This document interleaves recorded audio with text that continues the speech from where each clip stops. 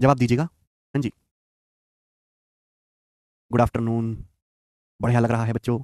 चलिए, हम लोग परसेंटेज पढ़ा रहे हैं मेरे प्यारे भाई, प्रतिशत, परसेंटेज के बिल्कुल बेसिक सवाल हमने शुरू किए बिना लैंग्वेज वाले, जो परसेंटेज की बेसिक परिभाषा से सवाल होते हैं, ठीक है ना। चलो बच्चों, आज की क्लास में मुझे आपको समझाना है कि परसेंटेज निकालते कैसे हैं, मल्टीप्लाइंग फैक्टर क्या होता है, ठीक है भाई, किसी संख्या को जब हम परसेंट से बढ़ाते हैं या घटाते हैं तो क्या फर्क पड़ता है। चलिए, उससे पहले मेरे दोस्तों ये वाला सवाल, सवाल नंबर 7 रह गया था, जो मुझे करवाना है, जो सवाल यूपी पुलिस दरोगा के पेपर का है, ठीक है बच्चों। कल इस टाइप के हमने आपको 2 क्वेश्चन कराए थे, इस टाइप के मैंने 3 सवाल डाले, बिल्कुल बेसिक सवाल है, कोई इनमें दम नहीं है। प्रणाम भाई। सवाल है 3400 के 75% का, 30% के, 40% के, 20% का मान क्या होगा, ये सवाल है। देखो, हम कितनी भी कैलकुलेशन करते रहे, 3400 में क्या आता है मेरे दोस्तों, 3400 में एक संख्या छुपी होती है 17, 17। अब 17 कटेगा तो है नहीं भाई, 17 कटेगा तो है नहीं, 17 को कटाने के लिए नीचे बटे 17 चाहिए, वो तो है नहीं, यानी कि आंसर जो भी आएगा वो 17 से 17 से कटने वाला नंबर होगा। 17 से कौन सी संख्या कटती है, 17 से नंबर 17 51 10, ये नहीं कटता, 17 51 10, 17 100, ये नंबर 17 से कटता है, जाहिर सी बात है ये नहीं कटेगा, ये नहीं कटेगा, तो मात्र एक ही ऑप्शन भी ऐसा है जो 17 से कट जाता है, ये सवाल का आंसर हो जाएगा मेरे प्यारे भाई। बात को समझे। तो ऐसे सवालों में मेरे प्यारे भाई हम कभी भी पूरा सॉल्व करने की नहीं कोशिश करते, हम हमेशा ऑप्शन से सवाल को हटाने की कोशिश करते हैं। अदरवाइज तो आप सवाल जानते हैं, का को इंग्लिश में कहते हैं ऑफ, बेसिकली इसका मतलब गुणा होता है। 3400 का 75% का मतलब गुणा। अब बताओ 75% क्या होगा, 3/4। 25% 1/4 होता है बच्चों, 75% 3/4, बात जानकर समझदार वाली है। 30%, 30% क्या होता है, 10% 1/10, 30% 3/10 का मतलब गुणा। 40% बेटे 20% 1/5, 40% 2/5, ठीक है, मल्टीप्लाई का 20%, 20% 1/5। हमको ये कैलकुलेशन बच्चों यहां से करनी थी, ये वाली कैलकुलेशन, ठीक है ना। बताओ, 5 पच्चे 25, 25 चौका 100, दुसाम 1000, आ गया ना, 5 पच्चे 25, 25 चौका 100, दुसाम 1000। 1000 से जब मैं 3400 को काटूंगा तो कितनी बार जाएगा, 0.34 बार जाएगा, 0.34। तो ये आएगा 0.34 गुणा, सॉरी 1000 से जब मैं 3400 काटूंगा, सॉरी नीचे 1000 है ना, हाँ ये 3400, 1000 से 3400 काटेंगे तो 3.4 आएगा। ये कितना है, 3 तिया 9 दूनी 18, तो 3.4 की 18 में गुणा करेंगे कितना आएगा मेरे दोस्तों, 18 तिया 54 और 7.2, 54 में 7.2 जोड़ेंगे 61.2, ये इसका आंसर आ गया। ये पूरी कैलकुलेशन हो गई, लेकिन पेपर में ऐसे नहीं करना है, पेपर में जस्ट आप क्या देखोगे, 17 का मल्टीपल। क्या समझ नहीं आया भाई। अगर आप ये भी नहीं समझ पा रहे तो आप कुछ भी समझने लायक नहीं है, तो समझने का ख्याल दिल से निकाल ले और अपने आप को गधा समझना शुरू कर दे, समझ में आई। ठीक है, चलिए नेक्स्ट बात। चलिए मेरे प्यार, ध्यान से सुनिएगा मेरे दोस्तों। सर सेवंथ, हमने 17 से मल्टीपल देखा, 17, 17 से कटने वाला नंबर। प्लीज कल का लेक्चर देख के आए, कल का लेक्चर देख के आए भाई साहब। यार तुम कैसे बालक हो यार, सुनते क्यों नहीं हो यार, तुम सुनते क्यों नहीं हो कि मैं क्या कह रहा हूं। जैसे आपके सामने एग्जाम में सवाल आया, एक तो है बेसिक तरीका कि आपने मजदूरों की तरह, गधों की तरह इसको सॉल्व करना शुरू कर दिया। एक बात जानते हैं, जैसे नॉर्मल सी बात सोचो, जैसे हम किसी भी संख्या को 7 से गुणा करेंगे, जैसे कोई नंबर है x, मैंने को 7 से गुणा किया, तो जो आंसर आएगा वो 7 से कटने वाला नंबर आएगा, आएगा कि नहीं आएगा। जैसे भी हमारे पास एक नंबर है, हमारे पास एक नंबर है 22, अगर मैं 22 को 7 से गुणा करता हूं, 7 से, तो बताओ 22 की 7 में गुणा करके क्या आएगा, 154 आएगा, 154। तो ये जो 154 आया है, ये 7 से कटने वाला नंबर है कि नहीं, क्योंकि मैंने गुणा किससे करी है, 7 से, है कि नहीं। यही सिंपल सी बात है कि ये कैलकुलेशन करनी है, काका मतलब इनकी गुणा करनी है, इन सबकी करनी है गुणा, गुणा करनी है, गुणा गुणा। अब 3400, 3400 में मुझे दिखाई देता है 17, 17 दूनी 34, अरे 3400 मत देखा करो, 3400 को ऐसे देखा करो, 17 गुणा 200।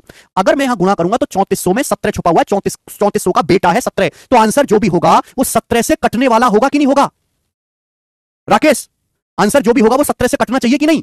तो मैं केवल ये चेक करूंगा कि ऐसा कौन सा ऑप्शन है जो 17 से कटता है। तो क्या ये ऑप्शन 17 से कटता है, 17 से भाग दो, 17 थी 51 और मेरे प्यार भी बच जाएगा 10, 17 छिक्का 102, ये नहीं कटेगा, ये 17 से कटता है। 61.2 अगर 17 से कट रहा है तो 61.1 बिल्कुल नहीं कटेगा, 61.4 बिल्कुल नहीं कटेगा, एक ही ऑप्शन ऐसा जो 17 से कट रहा है, ये आंसर हो जाएगा। इतनी सी बात नहीं समझ पा रहे आप कि भाई अगर किसी संख्या में 3400 से गुणा करोगे तो आंसर जो भी आएगा, 3400 का बच्चा होता है 17, वो 17 से कटने वाला आएगा। बताओ हिमांशु कैसे समझाई ने कि हम 3400 से गुणा कर रहे हैं तो 3400 में छुपा होता है 17, तो आंसर 17 से कटेगा। 17 दूनी 34, ठीक है बेटे। चलिए, अगर दो ऑप्शन 17 से कट जाते तो हम दूसरा जुगाड़ ढूंढते, वो भी फेल हो जाता तो तीसरा जुगाड़ ढूंढते, जुगाड़ पे जुगाड़ ढूंढते। आगे चलते हैं मेरे दोस्त। चलिए ध्यान से समझिएगा मेरे प्यारे भाई, और बड़े प्यार से समझिएगा जो मैं आपको समझाऊंगा अब, क्लियर है, बहुत प्यार से देखो बच्चों। परसेंटेज क्या है जी, हर संख्या अपने आप में 100% होती है। परसेंटेज की जरूरत हमें क्यों पड़ी, परसेंटेज की जरूरत पड़ती है तुलना करने के लिए, कंपेयर करने के लिए। जैसे बच्चों मैं आपसे एक सिंपल सी बात पूछता हूं, 169, 169 is what percent of 260, 169 is what percent of 260, 169 is what percent of 260। ये सवाल बेटे मैंने आपसे पूछा, हिंदी में अगर इसको हम कहेंगे तो हिंदी में कहेंगे कि 169 260 का कितना प्रतिशत है, 169 260 का कितना प्रतिशत है, 169 260 का कितना प्रतिशत है। ये बात मैंने आपके सामने लिखी मेरे प्यार में, देखिए सभी लोग ध्यान से सुनेगा। आदमी की फितरत है कंपेयर करने की, तुलना करने की। भाई मेरी लंबाई 5 फुट 6 इंच है, 5 फुट 6 इंच, दूसरे आदमी की लंबाई 5 फुट 11 इंच है, तो आदमी को क्या होती है, चिड़न होती है। तो आदमी अंदाजा लगाता है ये मुझसे इतना ज्यादा लंबा है, ये मुझसे इतना ज्यादा कमाता है, ये मुझसे जितना ज्यादा नीच गिरा हुआ आदमी है, ये इतना ज्यादा कमीना है, इतना ज्यादा कंजूस है, ठीक है ना। तो कंपेयर करते हैं आदमी, तुलना करता है। अब खुल्लम खुल्ला बताओगे कि ये आदमी मुझसे 1 लाख रुपए महीने ज्यादा कमाता है, सबको पता लग जाएगा। तो हमने एक तरीका सोचा परसेंटेज में जानकारी बताने का, परसेंटेज में, ठीक है जी। चलिए 169 परसेंटेज निकालने के लिए हमेशा आपको बेस की जरूरत पड़ती है, बेस यानी कि आधार, बेस यानी कि आधार। परसेंटेज हमेशा किसी ना किसी को बेस मान के निकाली जाती है, परसेंटेज हमेशा किसी ना किसी को बेस मान के निकाली जाती है। मैंने आपके सामने लिखा 71%। अरे किसका 71%, कैसा 71%, काहे का 71%? पहले आपको यह पूछना चाहिए कि 71% किसका, किसका, समझ में? अगर आपके सामने लिखा है 71%, तो सवाल यह भी आना चाहिए कि किसका 71%, काहे का, किस चीज का, किस वस्तु का, किस क्वांटिटी का। समझ में आया? तो परसेंटेज हमेशा किसी संख्या को बेस मान के, आधार मान के निकाली जाती है। जैसे बड़ा सिंपल सा मैंने आपसे चीज पूछी कि 169 260 का कितना प्रतिशत है, 260 का 169 कितना प्रतिशत है। 260 बेस है, 260 से आपको तुलना करनी है, 260 से आपको कंपेयर करनी है। 169 जो है 260 का, किससे आप तुलना कर रहे हो? 260 का कितना प्रतिशत है 169, 260 का, समझ में? तो 260 आपका बेस है। बेस को हमेशा क्या रखते हैं, बेस को हमेशा नीचे रखते हैं। ये 5वीं क्लास में सिखाया जाता है परसेंटेज निकालना, बेस को हमेशा नीचे रखते हैं, ठीक है भाई। 260 169 260 का तुलना किससे कर रहे हैं? 260 से। भाई इस आदमी की औकात अगर 260 रुपए की है, मेरे पास 169 रुपए, तो कितना प्रतिशत है? 169 260 का कितना प्रतिशत है? 169। तो जो वैल्यू आपको निकालनी है परसेंटेज में, उसको हमेशा ऊपर रखेंगे। ये सिखाया बचपन में, बेस हमेशा नीचे आएगा। 100 से गुणा करेंगे, 100 से गुणा करेंगे, परसेंटेज का साइन लगाएंगे, 100 से गुणा करेंगे, प्रतिशत का साइन लगाएंगे। समझ में? तो बेस को मेरे दोस्तों हमेशा नीचे रखा जाता है। आपको निकालना है 169 260 का कितना, 260 का, 260 का तुलना किससे हो रही है? 260 की। हम अपनी तुलना किससे करते हैं? अंबानी से, अंबानी से। तो बेस क्या है? अंबानी। जो बेस होता है वो हमेशा नीचे रखा जाता है, जिसकी आपको परसेंटेज निकालनी है उसको हम ऊपर रखते हैं। बस सिंपल सी कैलकुलेशन करो। इससे जाएगा भी 13 से चला जाएगा, 13 से 169 13 बार, 13 से जाएगा 20 बार, 20 बार, 20 से 100 कितनी बार चला जाएगा बेटे? 5 बार, 5 बार। तो आएगा 13 पंजे 65%, 13 पंजे 65%। बताओ बचपन में सभी लोगों ने बात सीखी है 65%, ठीक है जी। हाँ जी अमन, वो भी बताऊंगा 65%। समझ में? यहां तक किसी को कोई समस्या? तो परसेंटेज हमेशा बेस मान के निकाला जाता है, किसी संख्या को बेस मान के निकाला जाता है। एक बात सुनिएगा, जितने भी बच्चे 5वीं पास हैं वो सारे बालक इस बात को जानते हैं, लेकिन इसकी गहराई को नहीं जानते कि ये ऐसा हुआ क्यों है। हम जिस आदमी से तुलना करते हैं, जिस आदमी से हम तुलना करते हैं, जिस संख्या से हम कंपेयर करते हैं, वो हमेशा 100% होती है।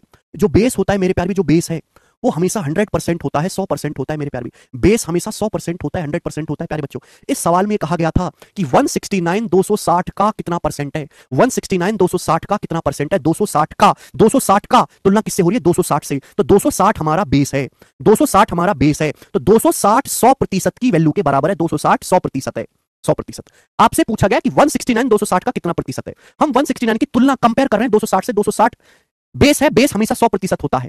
तो सवाल बेसिकली यह है कि अगर 260 100% के बराबर है तो 169 कितना परसेंट है, 169 कितने प्रतिशत के बराबर है? ये सवाल था मेरे प्यारे बच्चों। एक्चुअली में ये चीज तो बाद में आई है जिसे रट लिया। असली कहानी जो है बेसिक वो ये है कि हम जिस संख्या से तुलना करते हैं, जिस संख्या से हम तुलना करते हैं मेरे प्यारे भाई, वो 100% होती है। जैसे आपका पड़ोसी दिन के 3000 रुपए कमाता है, 3000 रुपए आपका पड़ोसी, और आप कमाते हो एक दिन में 500 रुपए। तो आप बताओ आप अपने पड़ोसी का कितना परसेंट कमाते हो? पड़ोसी का सुनो, आपका पड़ोसी एक दिन में 3000 रुपए कमाता है, एक दिन में 3000 रुपए, आप एक दिन में 500 रुपए कमाते हो। तो बताओ आप अपने पड़ोसी का तुलना क्या है? पड़ोसी की इनकम से। पड़ोसी की इनकम 3000 बेस हो गया, आप कमाते हो एक दिन में 500 रुपए, कितना कमाते हो? 1/6।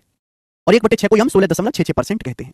तो मेरे प्यारे भाई जो हमारा बेस होता है वो हमेशा 100% होता है। 260 अगर 100% के बराबर है तो 169 कितना प्रतिशत है मेरे प्यारे भाई? अगर मैं यहां से 260 100% के बराबर है तो एक कितना प्रतिशत होगा?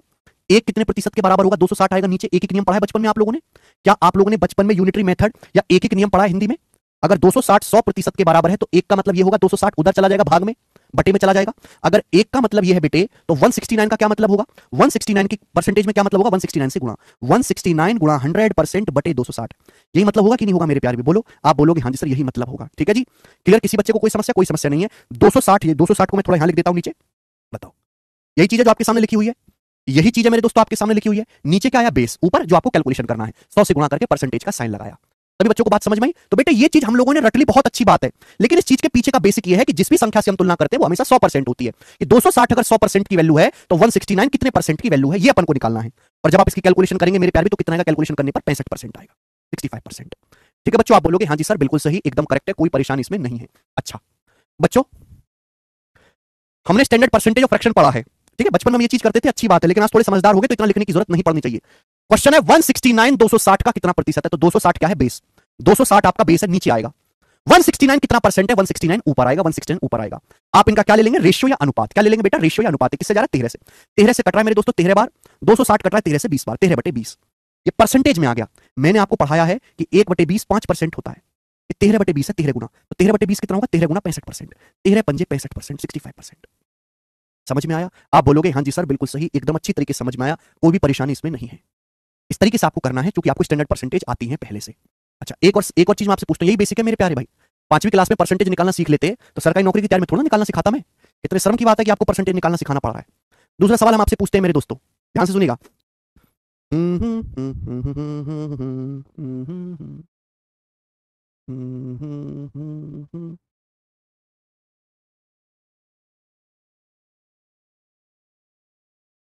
चलिए, सवाल है 259 is what percent of 175?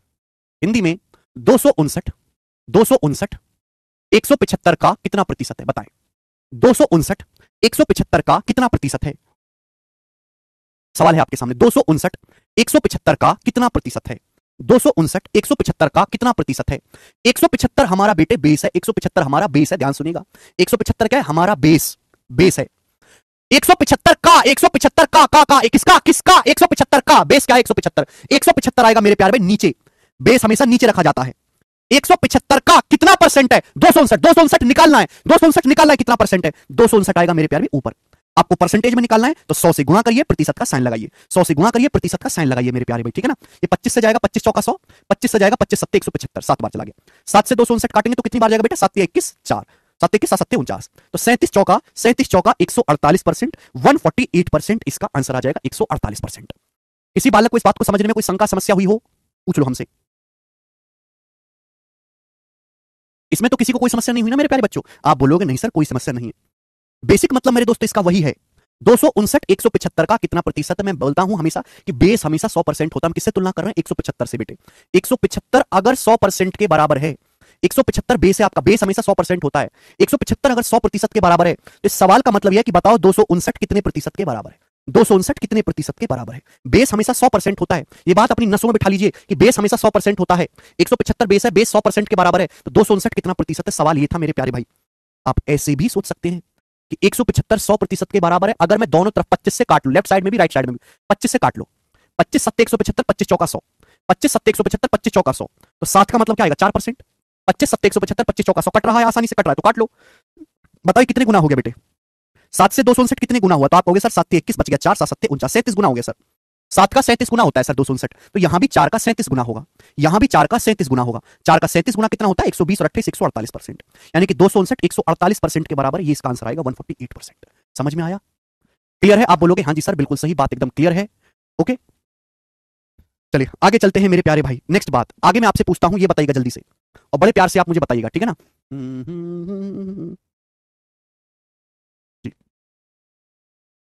133 is what percent? 133 is what percent more than 95?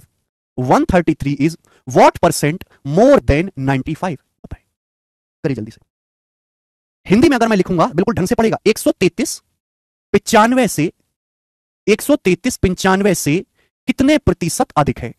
133 95 से कितने प्रतिशत अधिक है? 133 95 से कितने प्रतिशत अधिक है? बताएं जल्दी से फटाफट।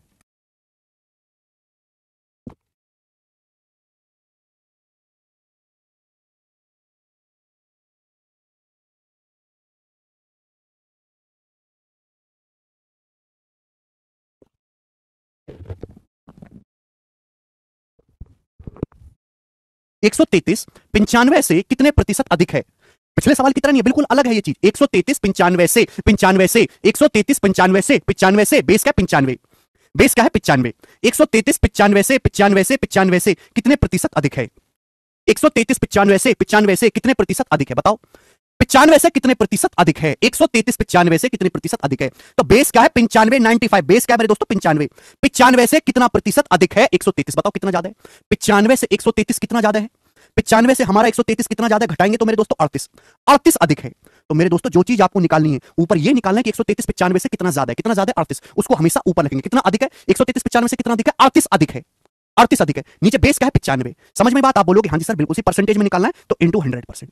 परसेंटेज में निकालना है तो कितना हो जाएगा मेरे दोस्तों? इंटू 100%। आप बोलोगे हाँ जी सर बिल्कुल सही, किससे चला जाएगा? 19 से। 19 दूनी 38, 19 पंजे 95, 200/5, 200/5 आ गया मेरे प्यारे दोस्तों 40%। 133 95 से 40% अधिक है, यानी कि अगर 95 को 40% आप बढ़ाओगे तो 133 आ जाएगा। 140 नहीं है, इसका आंसर है 40%। बोलो किसी बालक को कोई समस्या? आप बोलोगे हाँ जी सर बिल्कुल सही, कोई समस्या नहीं है। आप इस बात को रेशियो से भी कर सकते हैं। सवाल यह 133 95 से कितना परसेंट अधिक है? 133 95 से कितना प्रतिशत अधिक है? बेस क्या है? 95। बेस क्या है मेरे दोस्तों? 95। बेस को हमेशा लेफ्ट साइड में लिखा करो, बेस को हमेशा लेफ्ट साइड में लिखा करो। 95 से 133 कितना परसेंट ज्यादा है?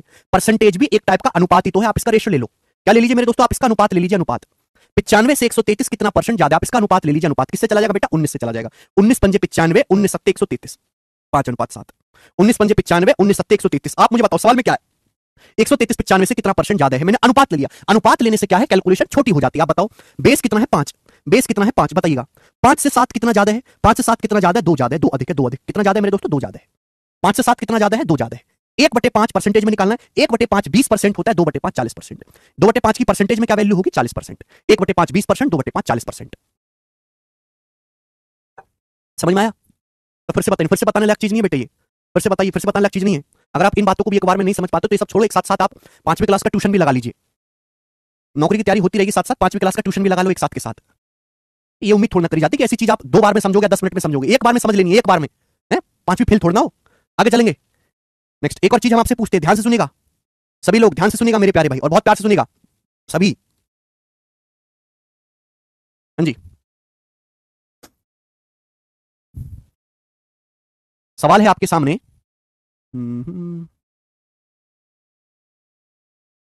192 इज 192 नहीं, 168 168 is what percent less than 240? 168 168 240 से कितने प्रतिशत कम है? 168 240 से कितने प्रतिशत कम है? जवाब दीजिएगा मेरे दोस्तों, ढंग से सुनेंगे। 168 240 से कितने प्रतिशत कम है? 168 240 से किससे? सबसे पहले ये देखो बेस क्या है, किससे? 240 से। 240 से 168 240 से, तो बेस क्या है? 240। बेस क्या है बेटे? 240। 240 कहां आएगा? नीचे। 240 कहां आएगा? नीचे मेरे प्यारे भाई। आप बोलोगे हाँ जी सर बिल्कुल सही, 240 कहां आएगा? नीचे। ये आपका बेस है, यही आपका बेस है। अब पूछा क्या है? 168 240 से कितने प्रतिशत कम है? कितने प्रतिशत कम है? बताओ कितना कम है? 168 240 से कितना कम है? तो 240 में से 168 घटाएंगे तो बताओ कितना आएगा? 72। कितना आएगा मेरे दोस्तों? 72 आएगा कि नहीं आएगा? 72 आएगा। 168 240 से कितना कम है? 72 कम है, 72 कम है। परसेंटेज में निकालना है, परसेंटेज में निकालना है तो 100 से गुणा करिए, प्रतिशत का साइन लगाइए। परसेंटेज में निकालना है तो 100 से गुणा करेंगे, परसेंट का साइन लगाएंगे। 100 से गुणा करेंगे, परसेंट का साइन लगाएंगे। बताओ कितनी बार जाएगा ये? कितनी बार जाएगा? 0 से 0 चला जाएगा, 24 से 72 जाएगा 3 बार, 30%। 24 से 72 कितनी बार जाएगा? 3 बार, 3 2 30। तो इसका आंसर क्या आएगा? 30%। 168 240 से 30% कम है। 30%। क्लियर है? आप बोलोगे हाँ जी सर बिल्कुल सही। इस बात को आप रेशियो से भी कर सकते हैं, अनुपात से। परसेंटेज और अनुपात में कोई फर्क नहीं है। परसेंटेज एक टाइप का मजाक है और उसके साथ आपको खेलना सीखना है। ठीक है मेरे प्यारे भाइयों? 168 240 से कितना परसेंट लेस है? 168 240 से 168 is what percent less than 240? 240 क्या? बेस। 240 आपका बेस है। बेस से कितना कम है? 168। आप इसका रेशियो ले लो। बेस से कितना कम है? 168। रेशियो ले लो। जब आप रेशियो लोगे तो क्या आएगा? ये 24 से कट जाएगा बेटा, 24 2 240, 24 7 168। ये रेशियो 24 से कट जाएगा, 10:7। इसका मतलब मैं कह सकता हूं कि अगर बेस आपका 10 है, बेस अगर आपका 10 है तो 10 से 7 कितना कम है मेरे प्यारे? 10 से 7 कितना कम है? 3 कम है। माइनस साइन केवल ये बताता है कि कम, लेस। प्लस है, प्लस का मतलब ज्यादा होता है, प्लस का मतलब ज्यादा, माइनस का मतलब कम। माइनस साइन इसलिए नहीं कि नेगेटिव हो गया, माइनस साइन केवल ये बता रहा है ये कम है। बेस है 10, 10 से 7 है हमारा, 3 कम है मेरे प्यारे भाई। आप बोलोगे हाँ जी सर क्लियर? कम ये शब्द लिखने में समय लगता है, इसलिए माइनस का साइन लगाते हैं। ठीक है बच्चे? प्लस का मतलब ज्यादा। 1/10 क्या होता है? ये फ्रैक्शन में आया, परसेंटेज में क्या होगा? 1/10 10%, 3/10 30%। 30%। तो चाहे आप रेशियो से करें, चाहे आप इस तरीके से करें, दोनों का वैसे मतलब देखा जाए तो सेम ही है, कोई नई चीज है नहीं। मुझे लगता है मेरे सारे भाइयों को ये बात बड़ी अच्छी तरीके से समझ में आई है। आगे चलते हैं अब नेक्स्ट अगले कंसेप्ट की तरफ मेरे प्यारे, अगले कंसेप्ट की तरफ चलो, अगले कंसेप्ट की तरफ प्यार से सुनेगा मेरे दोस्तों। चलिए, अगर हम किसी संख्या को 35% बढ़ाएं, एग्जाम्पल के लिए, अगर किसी संख्या को 35% बढ़ाएं, प्यार से सुनिएगा मेरे दोस्तों, प्यार से देखो मेरे प्यारे भाई, यहां मैं लिख रहा हूं इनिशियल वैल्यू, यहां बच्चों में लिख रहा हूं इनिशियल वैल्यू, प्रारंभिक मान, यहां मैं लिख रहा हूं फाइनल वैल्यू, अंतिम मान। इनिशियल वैल्यू है प्रारंभिक मान, ये फाइनल वैल्यू है अंतिम मान। हमारे पास कोई संख्या है, हमारे पास कोई संख्या है मेरे दोस्तों, मैंने इसको 35% बढ़ाया। हमारे पास कोई संख्या है बच्चों, हमने उसको 35% बढ़ाया। कितना बढ़ाया? 35% बढ़ाया। हमारे पास कोई संख्या है, हमने उसको 35% बढ़ाया। ध्यान सुनिएगा मेरे दोस्तों, जब डाटा आसान होता है तो यस, अगर डाटा आसान है तो या तो आप 100% मान के कर लीजिए या फ्रैक्शन में भिन्न में बदल के कर लीजिए, फ्रैक्शन भिन्न में बदल के कर लीजिए। लेकिन अगर आपके पास मुश्किल डाटा होता है, कैलकुलेशन मुश्किल होती है, तो आप हमेशा फिर फ्रैक्शन में बदल के ही सॉल्व करेंगे, हमेशा फ्रैक्शन में कन्वर्ट करके ही सॉल्व करेंगे। जैसे मेरे दोस्तों, हमने किसी संख्या को 35% बढ़ाया। 35% एक बहुत आसान सी संख्या है। 35% क्या है? बहुत आसान सी संख्या है। हर चीज अपने आप में 100% होती है। हमारे पास कोई संख्या है, चुपचाप मुर्दे की तरह सुनते रहिएगा, कोई हलक से कुछ नहीं बोलेगा। हमने किसी संख्या को 35% बढ़ाया। हर चीज अपने आप में 100% होती है। हर संख्या अपने आप में 100% होती है। हर संख्या अपने आप में, हर वस्तु अपने आप में 100% होती है। अगर आप 100% को 35% बढ़ाओगे तो फाइनल वैल्यू कितनी हो जाएगी बेटे? 135%। 100% को 35% बढ़ाओगे तो फाइनल कितना हो जाएगा? 135%। बस इतनी सी बात आपको जाननी है। समझ में आया? आप बोलोगे हाँ जी सर, बिल्कुल समझ में आया, कोई परेशानी नहीं है। अगर आप किसी भी संख्या को 35% बढ़ाओगे तो हर संख्या अपने आप में 100% होती है। अगर पहले संख्या का मान 100% था तो अब वो संख्या कितनी हो जाएगी? अब वो संख्या खुद का 135% हो जाएगी, 135%। दूसरा रास्ता बच्चों ये भी है। बताओ 35% की फ्रैक्शन वैल्यू क्या होती है? 5% होता है 1/20। 35% कितना होता है बेटे? 35% होता है 7/20। 35% कितना होता है? 35% होता है 7/20। 35% कितना होता है मेरे प्यारे बच्चों? 7/20। 35% क्या होता है? 7/20। जो नीचे लिखा होता है मेरे प्यारे, जो नीचे लिखा होता है वो हमेशा इनिशियल वैल्यू होता है। इनिशियल वैल्यू जो नीचे होगा मेरे दोस्तों, इस फ्रैक्शन में नीचे होगा, वो हमेशा इनिशियल वैल्यू होगा, प्रारंभिक मान। यानी कि मैं कहूं अगर किसी संख्या का मान 20 यूनिट है, अगर किसी संख्या का मान 20 यूनिट है मेरे दोस्तों, अगर किसी संख्या का मान 20 यूनिट है, अगर किसी संख्या की वैल्यू शुरू में 20 यूनिट है, तो 20 का, ये बड़ी इंपॉर्टेंट कैलकुलेशन है, 20 का 35% ही, 20 का 35% निकालो। ध्यान सुनिएगा, 20 का 35% कितना होता है बेटे? 20 का 35% क्या होता है? 7 आएगा। 20 गुणा 35 700% हो गया। 700% मतलब परसेंट से 2 जीरो कटेगा। 20 का 35% क्या होता है? 7। 20 का 35% ही मेरे प्यारे भाई 7 के बराबर होता है। 20 का 35% ही 7 के बराबर है। ऊपर क्या है मेरे प्यारे? ऊपर है चेंज, बदलाव। ऊपर क्या है मेरे दोस्तों? संख्या में चेंज। संख्या में चेंज यानी कि बदलाव, संख्या में चेंज। अगर किसी संख्या का मान 20 यूनिट है, 20 यूनिट, हमने संख्या को 35% बढ़ाना है, 35%, तो 20 का 35% ही मेरे दोस्तों 7 होता है। 20 का 35% ही 7 होता है मेरे दोस्तों। बढ़ाना है तो प्लस, घटाना है तो माइनस। तो अगर संख्या का मान पहले 20 यूनिट है तो 20 को 7 बढ़ाओगे तो संख्या अब कितनी हो जाएगी? 27 यूनिट। यानी कि संख्या की इनिशियल वैल्यू और फाइनल वैल्यू, इनिशियल मान और प्रारंभिक मान का अनुपात कितना होगा? 20:27। इनिशियल वैल्यू और फाइनल वैल्यू का रेशियो कितना आएगा? 20:27। संख्या अगर पहले 20 यूनिट थी, हमने कितनी बढ़ा दी? 7 यूनिट बढ़ा दी, तो 20 और 7 क्या हो गया? 27 हो गया। आप 100% और 135% का रेशियो लोगे तो 20:27 ही आएगा। फर्क ये है कि ये परसेंट में लिखा हुआ है, फर्क ये है कि ये रेशियो में लिखा हुआ है, ये रेशियो में लिखा हुआ है, ये प्रतिशत में लिखा हुआ है। समझ में आया? आप बोलोगे हाँ जी सर, बिल्कुल सही, कोई भी परेशानी नहीं है, कोई भी तकलीफ नहीं है मेरे दोस्तों। जो बेस है, जो फ्रैक्शन में नीचे, वो हमेशा इनिशियल वैल्यू होती है मेरे दोस्तों, बेस होता है, बेस। ऊपर क्या होता है मेरे दोस्तों? ऊपर हमेशा चेंज, जो भी हम चेंज कर रहे हैं, बढ़ा रहे हैं तो प्लस, घटा रहे हैं तो माइनस। फिर से एक और एग्जांपल लेते हैं, एक और एग्जांपल लेते हैं आपके सामने। ध्यान से सुनिएगा बच्चों, सभी लोग ध्यान से सुनिएगा। जैसे हमने किसी संख्या को 24% घटाया। हमने किसी संख्या को मेरे प्यारे भाई 24% घटाया। हमने किसी संख्या को 24% घटाया। बताओ मेरे प्यारे भाई, हमने किसी संख्या को 24% घटाया, क्या मतलब है? पता है जल्दी से। 24% बहुत आसान डाटा है, बहुत इजी डाटा है। हर संख्या अपने आप में 100% होती है। हर संख्या शुरुआत में अपने आप में 100% होती है। अगर किसी संख्या को मैं 24% घटाऊंगा, अगर किसी संख्या को मैं 24% घटाऊंगा, 100% थी, मैं 24% घटाऊंगा तो संख्या कितनी रह जाएगी? 76। 100 में से 24 घटाएंगे, संख्या खुद का कितनी हो जाएगी? 76% हो जाएगी, 76% हो जाएगी। कितनी हो जाएगी मेरे प्यारे? 76% हो जाएगी, 76% हो जाएगी। आप बोलोगे हाँ जी सर, बिल्कुल सही, कोई भी परेशानी नहीं है। जैसे मेरे प्यारे, आपके सामने कोई संख्या है n, सपोज कोई संख्या n है। ये जो मैं बार बार कहता हूं कि हर संख्या अपने आप में 100% होती है, इसका मतलब क्या है? जैसे सपोज कोई संख्या n है, क्या है? कोई संख्या n। n को मैं ऐसे लिख सकता हूं, n गुणा 1 लिख सकता हूं। मैं आपसे कहूं n या n गुणा 1, इसमें कोई परेशानी थोड़ा ना, एक ही बात है। और 1 का मतलब ही 100% होता है। बताओ, ये दोनों एक ही तो बात है, कोई अलग थोड़ा ना है। यानी कि मेरे दोस्तों, संख्या n जो है वो अपने आप में कितनी है? 100% है। संख्या n जो है वो अपने आप में 100% है। हर संख्या शुरुआत में कितनी होती है? हर संख्या जो है, हर वस्तु अपने आप में 100% होती है। अगर मैं इसको 24% कम करूंगा, 24% घटाऊंगा, तो संख्या कितनी रह जाएगी खुद का?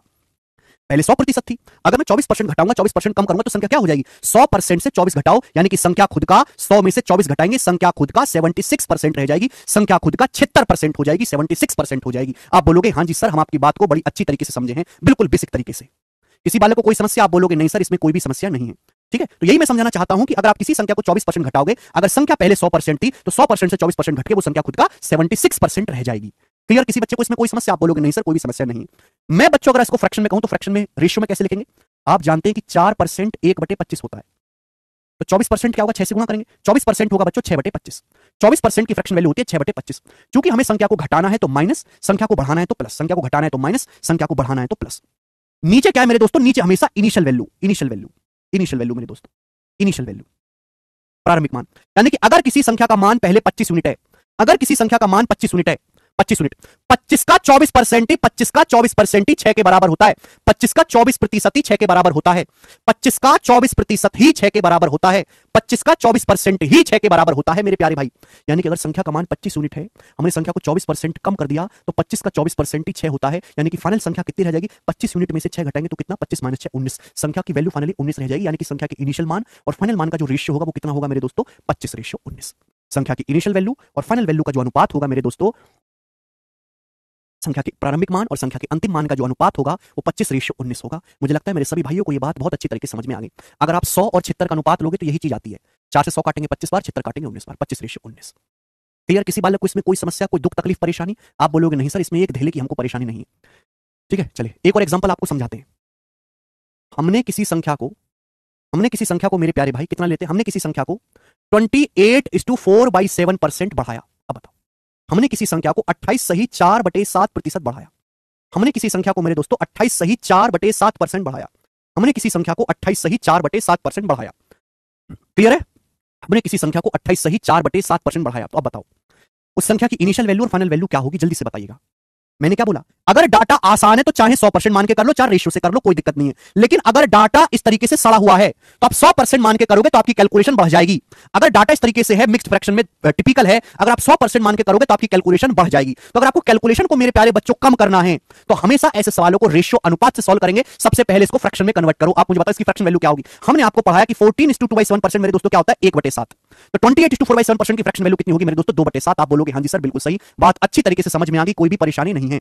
2/7 यानी कि अगर संख्या का इनिशियल मान 7 यूनिट है, अगर किसी संख्या की इनिशियल वैल्यू 7 यूनिट है, अगर संख्या का इनिशियल मान 7 यूनिट है तो 7 का 28/4/7% ही 2 के बराबर होता है। 7 का 28/4/7%, 7 का अगर आप 28/4/7% निकालेंगे तो 2 आएगा बेटे। 28/4/7% होता है 2/7, 7 से 7 कट जाएगा 2 आएगा। समझ में आया भाई साहब? आप बोलोगे हां जी सर। यानी कि मेरे दोस्तों अगर किसी संख्या का इनिशियल मान 7 यूनिट है तो संख्या 2 यूनिट बढ़ जाएगी, 7 से 2 बढ़ जाएगी तो संख्या की फाइनल वैल्यू क्या हो जाएगी? 9 यूनिट। तो इनिशियल वैल्यू का और फाइनल वैल्यू का रेशियो कितना होगा? 7:9। इनिशियल वैल्यू का और फाइनल वैल्यू का अनुपात क्या होगा मेरे दोस्तों? 7:9। समझ में आया? किसी बच्चे को कोई दुख तकलीफ परेशानी समझ में आया? यहां तो मैं आपको चीज समझना चाहता हूं कि भाई अगर डाटा आसान है तो हम 100% मान के कर लो, चाहे रेशियो से कर लो, लगभग कैलकुलेशन बराबर रहेगी। लेकिन अगर डाटा इस तरीके से सड़ी हुई परसेंटेज में आए तो हमेशा फ्रैक्शन में कन्वर्ट करके उसको हम रेशियो से ही सॉल्व करेंगे। यहां अगर आप 100 मान के सवाल करने लगे तो आपकी कैलकुलेशन बहुत बढ़ जाएगी कि हमको सवाल नहीं सॉल्व करना है, हमको कैलकुलेशन भी कम करना सीखना है। ठीक है बच्चों, क्या आपको बात समझ में आई? आप बोलोगे हां जी सर। 7 सही 1/7%, 1/14, 7 से 1/7% का 4 गुना है ये। 4/14 2/7 हो जाएगा। आगे चलेंगे, एक और लास्ट एग्जांपल लेता हूं मेरे प्यारे भाई, फिर मैं आपको दूसरी चीज पढ़ाऊंगा। एक और लास्ट एग्जांपल हम आपके सामने लेते हैं, प्यार से सुनिएगा मेरे प्यारे बच्चों, प्यार से। ठीक है जी? हमने किसी संख्या को 36.66% घटाया। तो बताओ उस संख्या की इनिशियल वैल्यू का और फाइनल वैल्यू का अनुपात रेशियो क्या होगा? बताइए जल्दी से। और 36.66 तो बहुत टिपिकल परसेंटेज है ना, 100 मान के तो करेंगे नहीं, फ्रैक्शन से करेंगे। हमने किसी संख्या को 36.66% घटाया तो संख्या की इनिशियल वैल्यू और फाइनल वैल्यू का अनुपात क्या होगा मेरे प्यारे बच्चों? जवाब दीजिएगा जल्दी से। देखिए 36.66% क्या होता है बेटे? कल की क्लास में शायद मैंने ये चीज आपको बताई थी। 36.66 को हम ऐसे लिख सकते हैं 30% प्लस 6.66%, 30% प्लस 6.66%। 30% होता है 3/10, 6.66% होता है 1/15, 30 15 का एलसीएम होता है 30, 30 30 3 15 29 11/30। तो 36.66% की फ्रैक्शन वैल्यू होगी मेरे प्यारे बच्चों 11/30।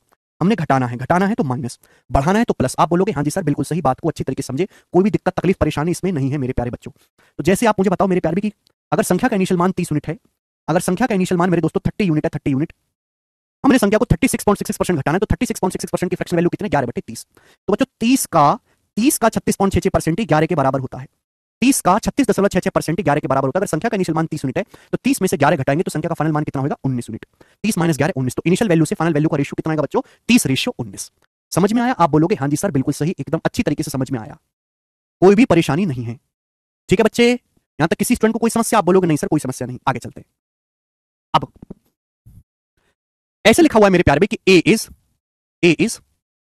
कितना कर लेते हैं? A is 18.75% more than B. A is 18.75% more than B. A is 18.75% more than B. ठीक है भाई, एक नहीं दो संख्याएं। ए जो है हिंदी में लिखेंगे ए बी से 18.75% ज्यादा है। हिंदी में लिखेंगे ए बी से 18.75% अधिक है। बच्चों अगर ये लाइन लिखी हुई है तो आप मुझे ये बताएं कि ए से बी का अनुपात क्या होगा, ए से बी का रेशियो क्या होगा? जल्दी से बताएं। ए बी से 18.75% ज्यादा है, अगर ये लाइन लिखी हुई है तो आप मुझे बताओ ए से बी, ए बी का रेशियो क्या होगा, ए बी का अनुपात क्या होगा? जल्दी से जल्दी से बताएं। ए बी से बेस क्या है? बी। यहां पे बेस क्या है? बी है बेटे, यहां बेस क्या है? बी है। बी से 18.75% अधिक है। 18.75% क्या है मेरे प्यारे भाई? भाई हमने आपको पढ़ा है 6.25% 1/16, ये 3 गुना है। 3 गुना 3/16। ए बी से 18.75% ज्यादा है। किससे? बी से। ए ज्यादा है, किससे ज्यादा है? बी से। तो बेस क्या है? बी। यानी कि अगर बी का मान 16 यूनिट है बच्चे, अगर बी का मान 16 यूनिट है, 16 यूनिट, तो ए कितना ज्यादा है? ए कितना ज्यादा है? ए 3 ज्यादा है। 16 से 3 ज्यादा यानी कि 19। यानी कि ए से बी का जो रेशियो होगा वो 19:16 होगा। 16:19 नहीं होगा, घोंचो, 19:16 होगा। ये भी तो देखा करो कि बेस क्या है। ए बी से 18.75% ज्यादा है। ए बी से 18.75%। बी से बेस क्या है? बी। यानी कि अगर बी का मान 16 यूनिट है तो 16 का 18.75% ही 3 होता है। यानी कि मेरे दोस्तों अगर बी 16 यूनिट है तो बी से 3 ज्यादा है ए। 16 से 3 ज्यादा क्या आएगा? 19। तो ए से बी का जो रेशियो होगा वो 19:16 होगा। अरे डाउट नहीं है आप किसी को? समझ में आई बात? आप बोलोगे हाँ जी सर बिल्कुल सही। ठीक है, चलिए, कोई भी चीज छोड़ेंगे नहीं, हर बात को पूरी 5वीं क्लास पढ़ाएंगे आपको, पूरी 5वीं क्लास। ठीक है जी, चलिए, आप इनको हल्के मत लो। जब ये सवालों में आता है ना, सवालों में तो कर नहीं पाते बच्चे। सवाल में आएगा, आप यही नहीं पहचान पाओगे कि क्या बेस है, क्या ऊपर लेना, क्या नीचे लेना है, पहचान नहीं पाओगे। एक चीज आपसे और पूछते हैं, पी इज 18 या ये कर लेते हैं, P is 28:1/3% less than Q. P is 28:1/3% less than Q. तो आप मुझे बताओ पी से क्यू का अनुपात क्या होगा? जल्दी से, ये लाइन लिखी हुई है, बताएं। P is 28:1/3% less than Q. P जो है वो क्यू से 28 सही 1/3% कम है। पी क्यू से 28 सही 1/3% कम है। P is 28:1/3% less than Q. P is 28:1/3% less than Q. Base क्या है? क्यू। क्यू से बेस क्या है? क्यू। बेस क्या है? क्यू। पी क्यू से पी कितना कम है? 28 सही 1/3% कम है। 28 सही 1/3% क्या होता है बेटे? 28 सही 1/3% को आप लिखोगे 20% 1/5 प्लस 8:1/3% 1/12। 20% 1/5 प्लस 8:1/3% 1/12। 5 12 का एलसीएम 60 आएगा, ऊपर आएगा 12 जमा 5 17, 17/60। तो 28 सही 1/3% की फ्रैक्शन वैल्यू आएगी मेरे दोस्तों 17/60। आप बोलोगे हाँ जी सर बिल्कुल सही। सवाल है पी क्यू से बेस क्या है? क्यू। बेस क्या है? क्यू। पी क्यू से 28 सही 1/3% कम है। इसका मतलब अगर क्यू का मान 60 यूनिट है, अगर क्यू का मान 60 यूनिट है मेरे प्यारे भाई, तो 60 का 28:1/3% ही 17 होता है। यानी कि अगर क्यू का मान 60 यूनिट है तो पी 60 से कितना कम है? पी जो है वो 60 से 17 कम है। 60 से 17 कम कितना आ जाएगा? 43। तो पी से क्यू का जो अनुपात होगा वो 43:60 होगा। पी से क्यू का जो अनुपात होगा वो 43:60 होगा। बात समझ में आई? कृष्णा जी पिछला लेक्चर दिखाया आपने? आदित्य 6.25% 1/16। याद रखिए 18.75% 3/16 हो जाएगा। वो तो आप डिसाइड करोगे ना चंदन। अगर किसी बच्चे ने एक भी लेक्चर मिस कर दिया है तो समझ ही नहीं पाएगा। इतना डिटेल में आपको पूरे भारत में और कहीं भी जानने को नहीं मिलेगा, गारंटी है मेरी, गारंटी है। हिंदी में तो बोल रहा हूं दिनेश, हिंदी में तो बोलो, हिंदी बहुत कंफ्यूजिंग है। अगर आप परसेंटेज के सवालों को हिंदी में उसमें पढ़ोगे ना बहुत कंफ्यूज हो जाओगे। इंग्लिश में आदत डालिए पढ़ने की, सब उल्टा सीधा लिखा होता है हिंदी में। अरे 28 सही 1/3% को मैंने लिख दिया 20% प्लस 8 सही 1/3%, बोला तो था। अरे बोली गई बात को ही समझा करो भाई, हर चीज को लिख के थोड़ा बताना है। बोली गई बात को ही समझ जाया करो, हर चीज को लिख के थोड़ा बताना है। 20% 1/5, 8:1/3% 1/12, 1/5 में 1/12 जब हम जोड़ेंगे तो कितना आएगा मेरे दोस्तों? जोड़ेंगे 17/60 आ गया, 17/60। बस इतना ही तो करना था। क्लियर है? आप बोलोगे हाँ जी सर एकदम क्लियर है। आगे चलते हैं मेरे दोस्तों, आगे। ये बात सभी को समझ में आई है? हाँ जी, नेक्स्ट, चलो, ओके, हाँ जी। अब जितना मैंने आपको पढ़ा है उस पर बेस सवाल, मल्टीप्लाइंग फैक्टर मैं आपको कल समझाऊंगा मेरे प्यारे भाई, ठीक है? देख लेते, कोई जरूरत नहीं पड़ेगी उसकी, नहीं कोई जरूरत नहीं पड़ेगी मेरे प्यारे भाई। चलिए शुरू करते हैं। ये सवाल नंबर 2 बीच में छोड़ दिया था मैंने, बताइएगा। सवाल नंबर 2 बनाइए, एसएससी जीडी 2023 के पेपर का। फिर से मैं आपको बताता हूं कि आज की क्लास में मैंने आपको क्या पढ़ा है। मैंने आपको ये सिखाया कि परसेंटेज निकालते कैसे हैं, 259 175 का कितना प्रतिशत है, कौन प्रतिशत कम है, कौन प्रतिशत ज्यादा है, ठीक है? क्लियर है? फिर मैंने आपको ये समझाया कि इनिशियल वैल्यू संख्या के आरंभिक मान और अंतिम मान का अनुपात कैसे निकालेंगे। डाटा आसान है तो 100 मान के कर सकते हैं, लेकिन अगर डाटा टिपिकल है तो हमेशा फ्रैक्शन में कन्वर्ट करके करेंगे। बोले बात सही? आप बोलोगे हाँ जी सर बिल्कुल सही है, कोई भी परेशानी नहीं है। शुरू करते हैं सवाल। सवाल नंबर है बच्चों आपके सामने 2, करके बताएं जल्दी से। हाँ जी बनाओ। सवाल है 37/55 का कितना प्रतिशत है जीडी का। और जीडी में ऐसे सवाल आ जाते हैं और भी कैलकुलेटिव आ रखे हैं। 37 इज व्हाट परसेंट ऑफ 55? 37 55 का बेस क्या है बेटे? 55। बेस क्या है? 55। 37 55 का कितना प्रतिशत है? 37। समझ में आया? आप बोलोगे हाँ जी सर बिल्कुल समझ में आया, कोई परेशानी नहीं है। तो परसेंटेज में निकालना है तो 100 से गुणा करेंगे, परसेंटेज का साइन लगाएंगे। बेस 55 है, 55 नीचे आएगा, 37 55 का कितना प्रतिशत है, 37 ऊपर, 100 से गुणा करेंगे, प्रतिशत का साइन, 5 से चला जाएगा 120 बार, 5 से चला जाएगा 55 हमारा 11 बार, तो 37 गुणा 20 आएगा 740/11, 740/11%। और तो भाग देंगे तो कितनी बार जाएगा, 11 66, 66 के बाद कितना बचेगा, 8 बचेगा, 8 0 11 77 77, तो 67 पॉइंट, तो 67 पॉइंट आएगा, आगे करने की जरूरत नहीं है, एक ही ऑप्शन है, 67 पॉइंट समथिंग आएगा पहला ऑप्शन। ठीक है भाई, आगे नहीं करना है बच्चों भाग, मुझे पता है 11 77 77 जाएगा, यानी कि 67 दशमलव आएगा, पहला ऑप्शन उत्तर है। ठीक है, चलिए एक ही सवाल करवा रहे हैं हम इस टाइप का, ये बताएं सवाल नंबर 8, 12 किलोमीटर का 34% क्या है, 12 किलोमीटर का 34% क्या है। देखिए बच्चों, इस सवाल में जो नंबर है 408 408 हर जगह सेम है, यानी कि केवल 0 का फर्क है, पूरा करना पड़ेगा। 12 किलोमीटर का 34% क्या है, और आंसर बताना सेंटीमीटर सेंटीमीटर सेंटीमीटर में आपको आंसर बताना है। सबसे पहले आप मुझे बताओ कि 12 किलोमीटर होता क्या है। बेटे 1 किलोमीटर में 1000 मीटर होते हैं, 1000 मीटर, ये बात तो जानते हो, 1 किलोमीटर में 1000 मीटर होते हैं, 1 मीटर में 100 सेंटीमीटर होते हैं, सेंटीमीटर, तो 12 किलोमीटर का मतलब 12,000 मीटर, ये आ गया मीटर में, 1 मीटर में 100 सेंटीमीटर होते हैं, तो 12,000 मीटर को भी सेंटीमीटर में अगर बदलना है तो 100 से गुणा करेंगे, ये आया सेंटीमीटर, ये सेंटीमीटर में आ गया। मुझे क्या निकालना, इसका 34% का मतलब गुणा इस लंबाई का 34% निकालना है, 34% मतलब 34% से गुणा कर दीजिए। मेरे प्यारे परसेंट से 2 जीरो कट जाता है, ये 2 जीरो खत्म हो गया परसेंट से, मैं बता चुका हूं।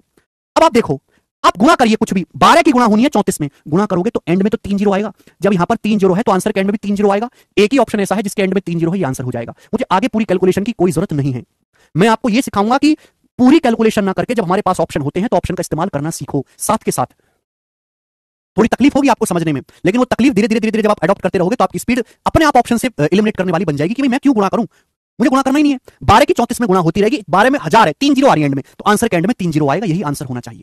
गुणा करने का समय ही नहीं है, ना करनी है। आगे चलते हैं बेटे, नेक्स्ट सवाल नंबर है 9 आपके सामने, करो। चलिए, ये भी जीडी के पेपर का पूछा हुआ सवाल है, हालांकि थोड़ा पुराना है, करो।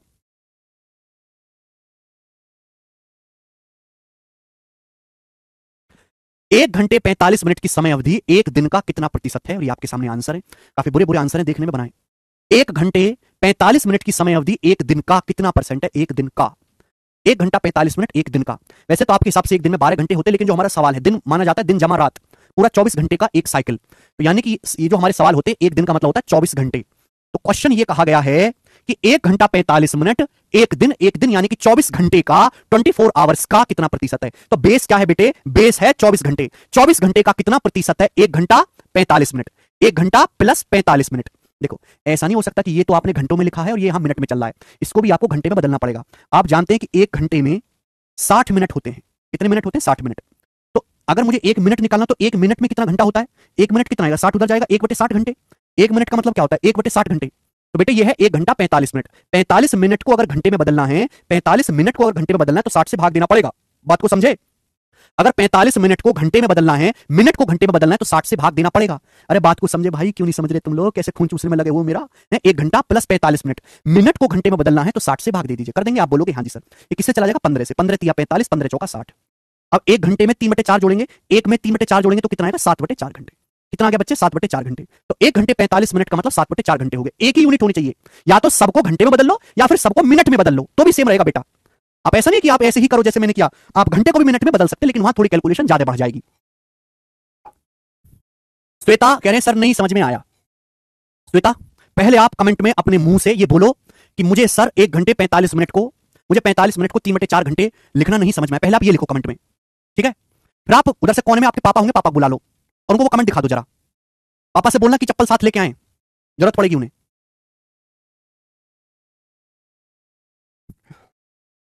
श्वेता पहले आप कमेंट में लिखो सर 45 मिनट को 3/4 घंटा 60 से भाग करके मुझे नहीं समझ में आया।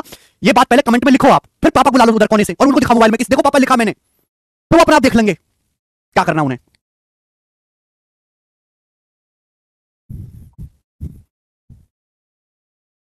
थोड़ी तो शर्म आती होगी तुमको, थोड़ी तो शर्म होगी हैं।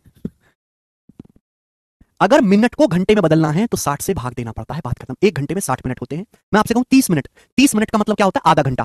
30 मिनट को आधा घंटा कैसे कहेंगे, 30 को 60 से भाग दे देंगे, 30 को 60 से भाग देंगे आधा घंटा। तो मेरे दोस्तों 1 घंटा 45 मिनट, 1 घंटा 45 मिनट का मतलब होता है 1 घंटा प्लस 45 मिनट, ये मतलब होता है बेटे, प्लस है। मिनट को अगर घंटे में बदलना है तो 60 से भाग देना होगा।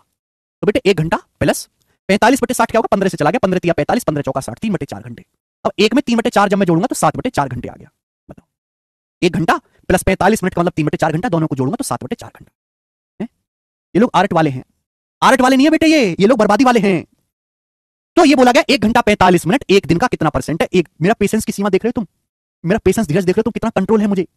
अगर आप में से किसी बालक को कहूं कि पढ़ाओ जरा, तो 2 मिनट के अंदर तलवार निकाल 1 घंटा 45 मिनट, एक दिन मतलब 24 घंटे का कितना परसेंट है। ठीक है भाई, तो दिन मतलब बेस क्या है 24 घंटा, वो नीचे आएगा मेरे प्यारे भाई। 1 घंटा 45 मिनट का मतलब होता है 7/4 घंटे। 1 घंटे 45 मिनट का मतलब होता है बच्चों 7/4 घंटे। परसेंटेज में कितना, परसेंटेज में निकालना है तो इंटू 100%, परसेंटेज में निकालना है तो 100 से गुणा करेंगे परसेंटेज का साइन, नीचे हम बेस रखेंगे, ऊपर मेरे दोस्तों 7/4 घंटा, परसेंटेज में 100%। क्लियर, आप बोलोगे हाँ जी सर बिल्कुल सही। कुछ काट सकते हैं तो काट लो, नहीं तो रहने दो। ठीक है, ये 4 से हमारा 100 कट जाएगा 25 बार, 4 से हमारा 100 कट जाएगा 25 बार। ठीक है ना। अब देखो 2 तरह के बालक होते हैं। एक बालक तो ऐसे कैलकुलेशन करेगा कि वो पहले 7 की 25 में गुणा करेगा, 25 7 175, फिर 175 को भाग देगा 24 से, 175 को भाग देगा 24 से। मैं थोड़ा दूसरे टाइप के बालकों पे जाना चाहता हूं, ऐसे तो कर ही सकते हो। मुझे केवल ये चेक करना है कि 7 तो सेम है, दशमलव के बाद क्या आएगा। मेरे को केवल ये चेक करना है कि दशमलव के बाद क्या आएगा, वही मेरा आंसर होगा। मैं आपको लगभग कैलकुलेशन सिखा रहा हूं। 7 गुणा, अब आप देखो 7 को 24 से भाग देना मुश्किल है, लेकिन मेरे दोस्तों 25 को तो 24 से भाग दे सकते हो ना।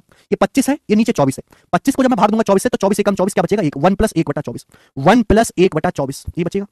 ऐसे लिख सकता हूं मैं भाई, ये था 7 गुणा 25/24। मैंने गुणा नहीं करी, जब मैं 25 को भाग दूंगा 24 से तो क्या होगा मेरे दोस्तों, 24 एकम 24 1 बच जाएगा, 1 प्लस 1/24 ही हो जाएगा। आप बोलोगे हाँ जी सर। भाई 7 की यहां गुणा होगी तो 7 एकम 7 आएगा, 7 एकम 7 तो आएगा 7 प्लस 7/24 ये आएगा मेरे प्यारे भी। आप बोलोगे हाँ सर आना तो यही है। ठीक है मेरे प्यारे बच्चों, आप बोलोगे हाँ जी सर आना तो यही है। ये वाला जो देखो, एक दिन में ये सीखने वाली चीज नहीं है, ये 15-20 दिन में आएगी। 15-20 दिन में मुर्दे की तरह सुनते रहो, है ना। अगर आपको नहीं समझ में आई तो जरूरी कि अभी समझा जाए, ये विचार अपने मन से कतई निकाल दीजिए कि हर चीज अभी समझी जाए ना। समझ आ गई तो ठीक है ना, तो आगे बढ़ जाओ। ये स्टेप आपको लिखना नहीं है, दिमाग में सोचना है, दिमाग में सीधा यहां से आपको यहां पे छलांग मारनी है।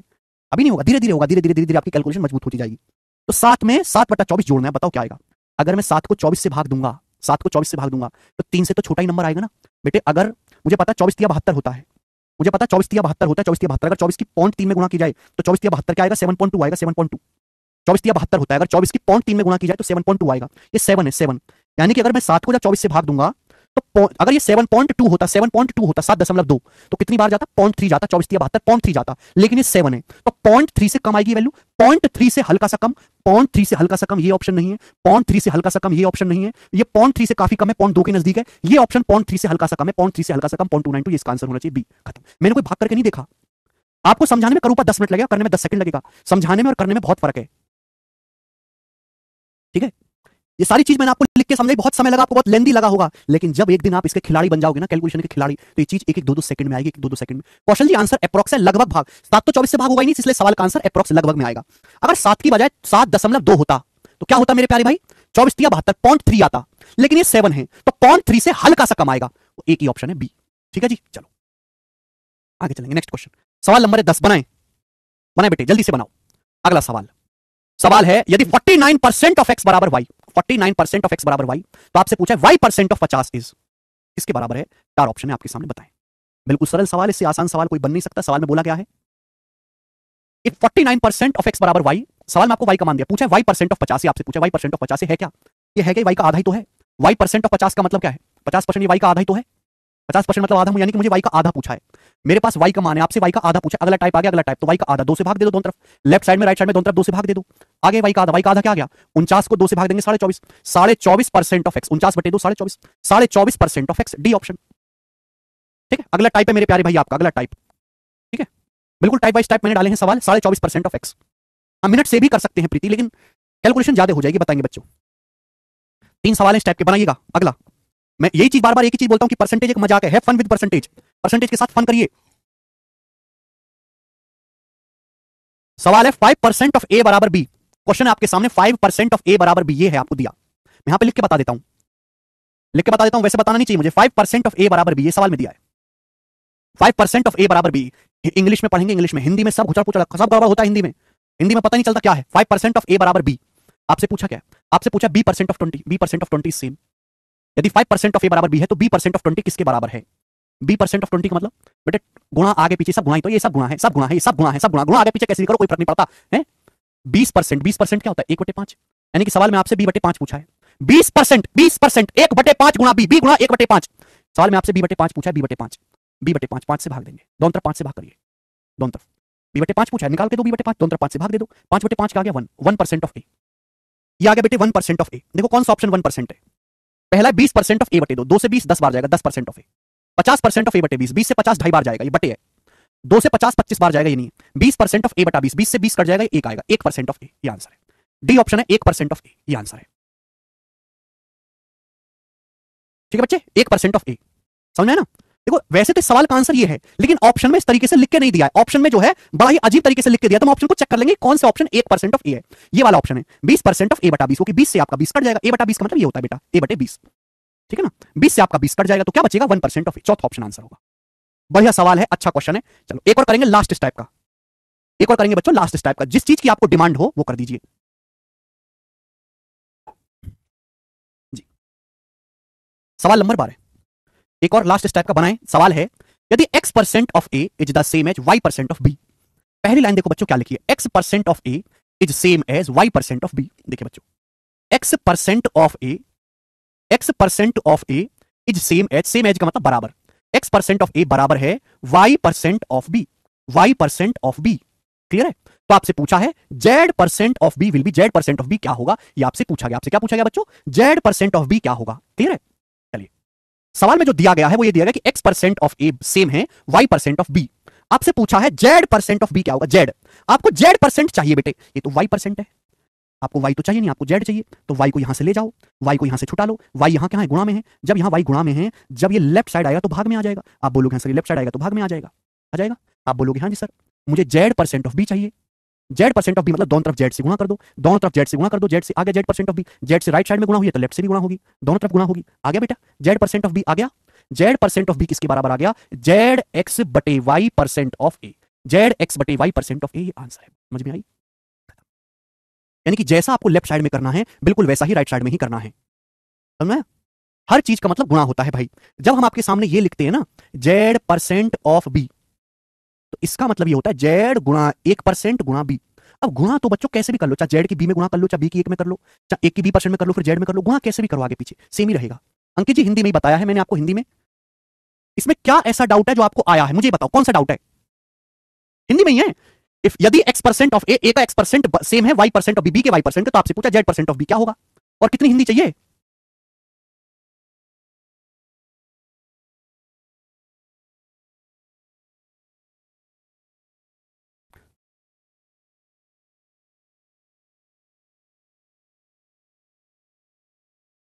ओके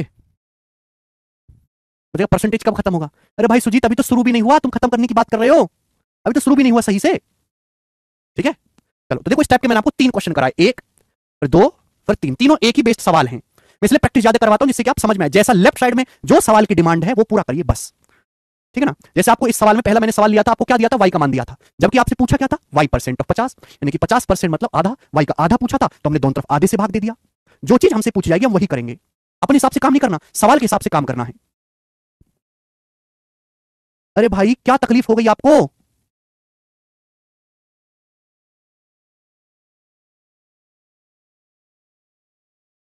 आए समझ में? नेक्स्ट आगे चलेंगे दोस्त, सरल सी बात थी आपके सामने। ओके सवाल नंबर 13 यहां से कल बताऊंगा, अगला टाइप है, अगला टाइप मैं आपको कल बताऊंगा। रिवीजन करके आया करो, घर से पढ़ के आया करो थोड़ा बहुत, ठीक है? अब जैसे मैंने आपको बेसिक पढ़ा दिया है, आगे के सवाल को शीट डाउनलोड करके खुद से करने की कोशिश करो, खुद से। ठीक है भाई, ऐसा नहीं कि आप ब्लैंक माइंड से आ गए, सीट डाउनलोड कर लो नोट्स वाले सेक्शन से, खुद से पहले को करके आया करो एक दिन। ठीक है चलिए कल मिलते हैं, नया टाइप करवाएंगे कल, बाय।